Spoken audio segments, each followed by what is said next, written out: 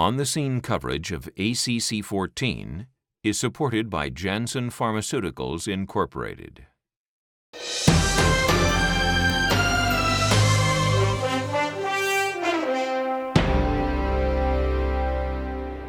I'm Peter Block in Washington, D.C. at the ACC annual meeting for On the Scene. Recurrent pericarditis has been a chronic issue, no pun intended, and dealing with it and treating it has been a terrible problem for any cardiologist. With me is Massimo Amazio from Torino, Italy. Massimo, you've done a wonderful trial concerning how to treat pericarditis. Tell me about the trial. In this trial, we randomized patients to receive colchicine or placebo on top of standard anti-inflammatory therapy, and to see if colchicine may be useful and safe to prevent recurrences of pericarditis in patients who already have multiple recurrences of pericarditis. So this is recurrent pericarditis. Now, when you say standard therapy, does that include prednisone and salicylates and so forth, or what was standard therapy, and was that just a choice? Okay, the standard therapy, the first choice was aspirin or another non-steroidal anti-inflammatory drug. In the trial we used ibuprofen and indomethacin, and the investigators were free to make the best selection because according to available evidence, we have no evidence that one drug is superior to the other.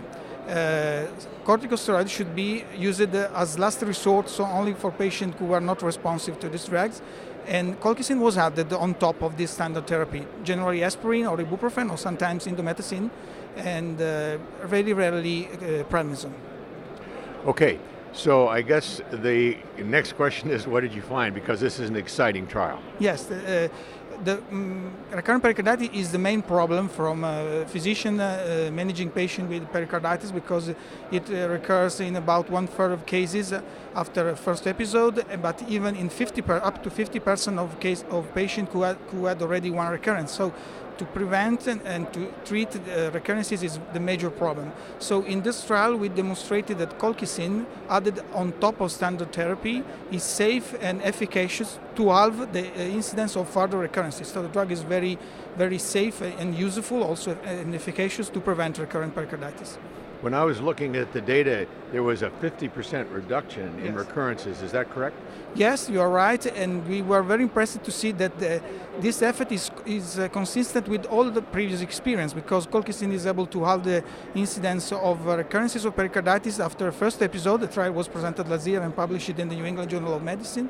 And also in the first recurrence, the Corp trial, the number 1, that was published in 2011 on the Annals of Internal Medicine. And now in this trial, patient with 2 or more recurrences, the most tricky and most difficult patient even is able to have the incidence of recurrences.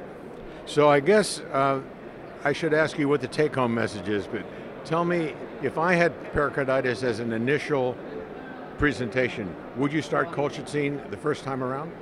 Well, I think we have now enough evidence coming from different clinical trials. We have at least 3 multicentral randomized double-blind clinical trials on acute pericarditis, first recurrence and multiple recurrences, showing that the drug, if you have no contraindication or no specific indication, the drug should be the first choice to be used and should be added on top of standard anti-inflammatory therapy.